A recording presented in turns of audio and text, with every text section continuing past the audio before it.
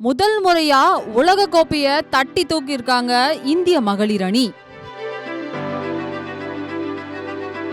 Cricket is a gentlemen's game அப்படிங்கறத cricket is எவ்ரிஒன்ஸ் game அப்படின்னு மாத்தி எழுதியிருக்காங்க இந்திய மகளிர் அணி.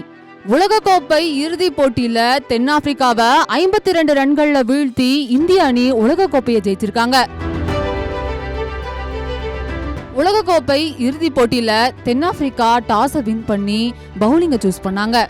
ரெண்டு டீம்லயுமே எந்த பெரிய மாற்றமும் இல்ல. செமிஃபைனல்ஸ்ல எந்த டீமோட விளையாடினாங்களோ அதே டீமை வச்சுதான் ஃபினாலாவும் விளையாடி இருக்காங்க. லீக் போட்டியில 3 ஆட்டங்களும் தோல்வி அடைஞ்சாலும் அரையிறுதிக்கு முன்னேறுமா அப்படின்ற மோசமான நிலையில இருந்து இந்திய அணி இப்போ சாம்பியன் பட்டத்தை ஜெயிச்சிருக்காங்க. 50 ஓவர்களை 7 விக்கெட்டுகளை இழந்த இந்திய அணி 298 ரன்களை இலக்கா வச்சிருந்தாங்க. 45 ஓவர்கள்ல 246 ரன்கள் எடுத்து தென்னாப்பிரிக்கா அணி அனைத்து விக்கெட்டுகளும் இழந்ததுனால இந்திய அணி 52 ரன்கள் வித்தியாசத்துல வெற்றி பெற்று சாம்பியன் பட்டத்தை ஜெயிச்சிருக்காங்க.